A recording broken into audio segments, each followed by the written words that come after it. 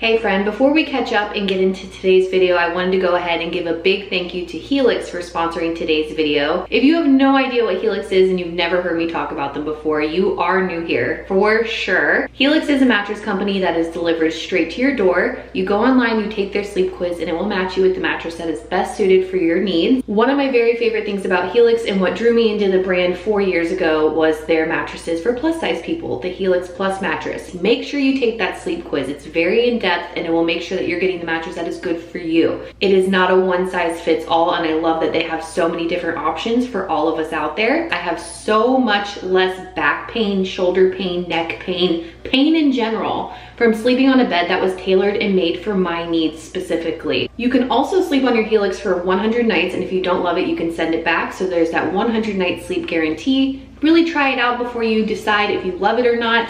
They also have financing options, which I have always said is something that I linger or gravitate towards. It's girl math to me. It just makes sense. I like payments and that works best for me. I know a mattress is a huge purchase. It is not something that most of us can go out and just willy-nilly purchase for ourselves. So I love that they do have a financing option and that they have a 10-year warranty. So 10-year warranty on your mattress. If something were to go wrong, they will replace it for you. And one of the big things for me now, as a person who is really hyper aware of what's in everything around me, is that mattresses at Helix are fiberglass free. There's no junk in them. There's no yucky stuff. We spend so much of our time in bed. At least I hope you do.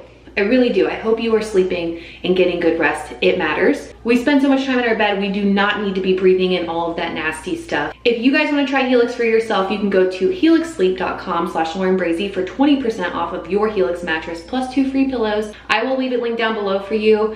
And thanks again always for being supportive and trusting my opinion when it comes to the things that I love. This is a good one, babe. It's a good one. It's the good one. Now we can get into the rest of the vlog. We have a lot to catch up on. Hey friends, this isn't a dedicated Aldi haul, but welcome to the vlog. It's a normal day in my life, and that means we started our day at Aldi, and I want to show you some of the things I got, and I wanted to also tell you when I went to Aldi, or John and I saw online something about they're lowering their prices to kind of keep up with inflation and help people out, and we noticed a huge difference today on prices of stuff. And the number one question all the time is like, what do I eat? I'm not on semaglutide anymore. I'm pretty positive I told you guys that already. I'm also not on my SSRIs anymore, and Instagram knows that, but you guys don't know that yet, and we're gonna talk about it. But all right, here we go. We got 2 things of egg, mozzarella cheese balls. These are so good, so good. Also, I feel like a linebacker. Provolone cheese. I love these from Aldi. I get these every single time we go. The protein waffles. The kids and I both love these. Everybody in the house loves these. Sweet potatoes, frozen veggies, green beans, and some corn. Do you see the little hand? He can't take it. You know what's in there? Dog bones. I also got dog bones. There's nothing in there for you, sweetheart. Half and half. Zesty Ranch veggie straws, Aldi's version. Freeze-dried strawberries. White cheddar puff popcorn. Sometimes it can be hard for all of us, not just the kids, but us too, to drink enough water, and these are great. And Aldi has no dyes in their water flavor enhancer, and they taste so much better. Got a pork loin. This was $6. We also got a giant pack of chicken. This is $13. This 2.5-pound pork shoulder was $6.24. This is gonna be our dinner tonight, but we got some trout and it was 50% off, which made each of these, I think, $4. Ground meat. Big these zucchinis are. They're huge. Also, for dinner tonight. They had like their version of Crocs for the kids. Ev's were $3 and Ella's were $6 for vacation. I also got these to try. Peep it. Organic. I have you guys on the most outrageous setup of all time, and you're gonna hear Blippi in the background. We need to get ready for the day and catch up and all the things that I always do when I'm in this bathroom talking to you guys. But first we need to moisturize because my face feels like it's gonna crack. I really do have a lot to tell you guys this time. Like truly, a lot has gone on. It is the last week of school for our girl. Everett also had his evaluation. Do you not follow me on Instagram? If you have one, you should follow me there. I say way too much there in real time. So I'm always just updating, because if you do follow me on Instagram, you already heard all this. And I'm wondering if I should lower you a bit. Are you a little too high, or do you like to look me in the eyes like this? So let's see, where do we need to start?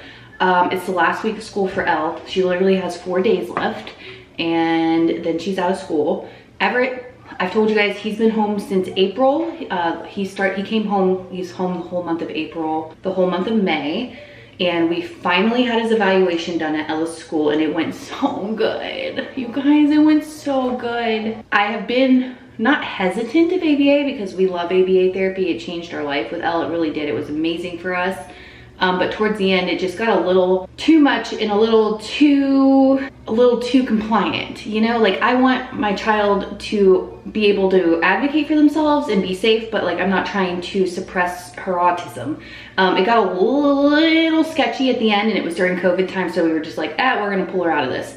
And then we found her school, and they are like, they just push in when necessary to kind of help, but they're not suppressing stems or, you know, trying to make them anybody different. They're just trying to help them out and learn in the best way they can. Anyway, Everett is going to Ella's school, and he's going to be doing their ABA program side. And I have never had an evaluation go so well, like where they just let him be. Like, we don't need to see him like have a bunch of behaviors or cry or like trap him in a room and make him sit in a chair. Like, it was just very chill, normal, natural vibes, and Ev loved it. He responded so well to the therapists, to the teachers, to the school program, everything. He was like into it. It was so nice. So fingers crossed insurance comes through for us. I'm not gonna count on it. And then Everett will be starting in July. The one thing we are really, really positive of though is that we don't want him to go full time. Like, I'm not putting him in 40 hours. He's 3, he's a baby. Of ABA therapy. So it's just more of like a few days a week, work on communication, and I'm really, really excited about it. And it felt like something huge has been lifted off my plate. We also got the scholarship situation figured out for Ella. I've been talking about that a lot on Instagram. It didn't go exactly how I'd hope it go. But next year it should go a lot smoother, and that's okay. We just had to pay for 1 more year of her schooling. This is the last year. We hopefully have to pay this much. So I'm hopeful it all worked out. Yay, yay. So Ella's school, everybody is getting their schooling situations figured out. We love that for us. Oh, I do have big news. I'm off my SSRI. I'm done taking Paxil, and this was not a decision that just happened overnight. This is something that I've been weaning off of for 6 months. So it's taken me 2.5 years to build up to my dose of 30 milligrams of Paxil once a day, and it took me 6 months to get down from 30, and then I went to 20, and then went to 15, 10, and then I started splitting the 10s in half, did that for a few weeks, and I came off of it completely over a month ago, and it's been so nice. That is not something I wanted to be on for a long time. It is definitely a medication that I needed in the season of life I was in. If you've been here, oh my gosh, I was struggling so bad with health anxiety, with anxiety in general, maybe even a smidge of depression. I was struggling so bad. It was not good. It was horrible, and that medication saved my life. My doctor did. I'm so thankful for it. But it's definitely not something I wanted to be on forever, and there was several reasons why. For me personally, I'm in so much therapy now and have been for over 2 years. I'm very self-aware, almost to a fault. So with the self-awareness and with having a therapist that I speak to every single week, my therapist specializes in disordered eating. She's given me some really amazing tools just to deal with anxiety in general, and my binge triggers and my food triggers and triggers, literally everything. She's amazing. I don't know where I'd be without her. She's helped me. She's given me some of the best tools I've ever had in my life to just deal. So when it comes to my health anxiety, which is why I started taking that medication, I thought I was always gonna die. But for me, my correlation with like my anxiety was mainly caused because I didn't want to pass away. I just really was always scared something was wrong with me, or something was going to be wrong with me, or something was currently wrong with me and nobody believed me or knew it. I got really hyper fixated on that. which led to like a myriad of other things that trickled down into my life. And it was really, really hard. And that medication helped me so much. But now that I have lost so much weight and I have all of these tools and I'm eating better and I'm not taking medications, like when I was at my peak postpartum health anxiety, what you guys really saw me struggling with when I got my ADD diagnosis and went to the psychiatrist, and they put me on a whole bunch of different meds that I had interactions with. It was horrible. That was not a good time for me. That all stemmed from my size because I was smoking like nicotine. I was using nicotine products every single day. I was eating fast food several times a week, if not every single day in some form or fashion, for lunch or dinner or breakfast or coffee or whatever. I was ingesting so much sugar. I was binging at night, so I was eating thousands of calories before I'd go to sleep. I always was convinced I was gonna have like some sort of diabetic coma in my sleep. It was really hard because I knew I wasn't doing the things, but I only felt relief and felt good in those moments of binging, or with the nicotine, or with the fast food, or with the coffee, or with the alcohol, or with whatever. That's when I felt my best. But like deep down, it was so bad. So I feel so much better now. I've been off of them for well over a month. I had very, very few side effects coming off of them, but I tapered down for so many months. I feel like that really helped me not struggle. I had a couple of brain zaps, but my libido came back. That was a whole thing I've been talking about on Instagram. For some reason, a married woman having relations with her husband is shocking, weird, and how dare we talk about it? Be for real. Oh my gosh, you should be having relations with your husband because it is very important. Anyway, my libido came back. That sucker has been gone for years, a couple years to say the least. If you're on an SSRI, then you already know what I'm talking about. That is a major side effect, and it affects men and women. Men on those medications also experience that feeling. It's not just women. And I'm here to tell you, if you ever do decide to taper off your medication, or you can one day, don't feel rushed. Don't feel like you have to. I'm not telling you you should. I'm just saying when I did, oh my gosh, my libido came back, and it was just in time for Bridgerton. These are all things I share on Instagram, which makes it so much weirder to share here because now it's like on the big old internet forever and not just 24 hours. But just in time for Bridgerton season 3, episode 4 to come into my life. And so I got a UTI. That also was a thing. I had my first issue post medication for my brain, for my health anxiety, and I ended up getting a really bad UTI. I wouldn't say really bad. I got a UTI and I've never had one before, and it was like not a good time. And they happen for so many reasons. It's not just because my libido came back and I was more active than usual. It can happen for a billion different reasons. Some people get them chronically, which I have found out on the internet through all of you guys talking to me on Instagram, which is horrible because oh my gosh. But I went through my first infection or situation without my little mental health pills, and I did really good. I really wasn't scared I was gonna die at all. I'm like, your body's made to fight off infections. Like, you are fine. Like, it's a UTI. It happens. I got my antibiotics, I did all the things, and I'm feeling so much better, and it was like validation for me. I'm like, oh, you can handle stuff, Lauren. Good for you. Like, you've come a long way, girl, because this UTI a couple years ago I would have been in the hospital. I'm not kidding. Emergency room, run the tests. This is it, it's bladder cancer, it's whatever. I would have gone there, and I didn't, and I was so happy that my brain did not do that to me, and I was like, oh, whew. I was intending on coming here and telling you guys I'm not on any pharmaceutical medications for the first time in probably well over 10 years. I've always been on something, Tylenol, ibuprofen, Aleve, the laundry list of medications I've tried for my anxiety. I mean, Zoloft, Paxil, Lexapro. What was the one that psychiatrist put me on? She put me on one too. That one was not a good time. This is the first time I haven't been on pharmaceutical medication in 10 years. And then I got a UTI and I had to be on antibiotics. So, you know, we'll try again in a few days when they're done. But I feel fantastic. I'm still continuing to lose weight, which is wild. I really believe because during this time of having this UTI, if me talking about women body functions and stuff freaks you out, like, you should not be here. There's no such thing as TMI when it comes to our bodies and sharing how we work. This is my hill I will die on, and I will share it until the end of time. We were severely not mistreated, but severely underinformed when it comes to how our bodies work as women and our hormones and medications and everything. So it's just something that very much interests me in trying to find more natural ways, but also being very thankful for the antibiotics I'm on. Very thankful. What was I saying? I love my brain. I don't know. Couldn't have been that important.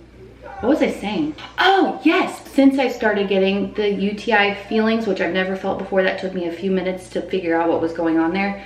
I have not had a single sip of caffeine, no coffee, no soda, just straight water or cranberry juice.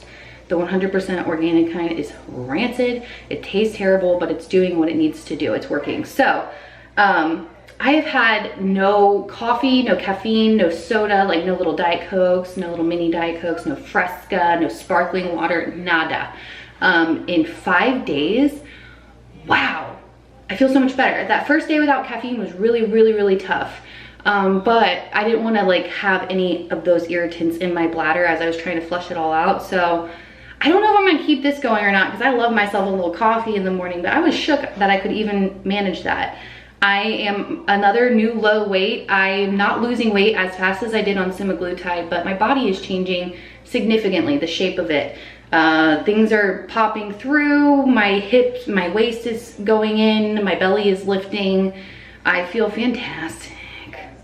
I feel so good. I can't believe I'm at this point in my life where I feel like this physically. I never thought I could ever in a billion years just feel like this, and it just continues to improve and get better as time moves on and as I stay consistent. It just feels so good. And I'm not on any medications except for the antibiotics, but I'm not on semaglutide. My stomach isn't fighting anything off. I don't have anything coursing through these veins other than my antibiotics right now. I really was like, I was feeling so good. I'm like, oh my gosh, not taking, it feels so powerful to not have to rely on a medication for something. And if you do take it, and you need to, and I'm not saying you should not take meds, but for me right now, it's like my body was like, ah, is this what it's like to not have something foreign just in my body? It was such a great feeling. Now I'm on antibiotics and it's not the best feeling, but whatever, what can you do? I needed them, so here we are. Okay, we're getting ready to head out and go swimming for the day. I have a bathing suit on. I just posted a reel. I want to say thank you guys so much for always just being so kind and supportive, and Mickey's on in the background.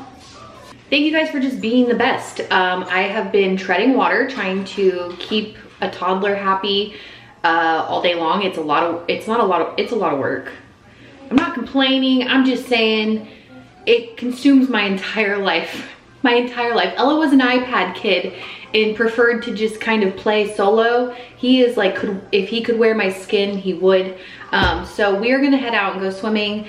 And when he starts school in the next month or two, I'm excited to come back on this platform on YouTube and Facebook videos and give you guys more of an in-depth look in my day-to-day life. I just don't feel comfortable sharing the kids all the time, and it makes it really hard when one of them's home all day long.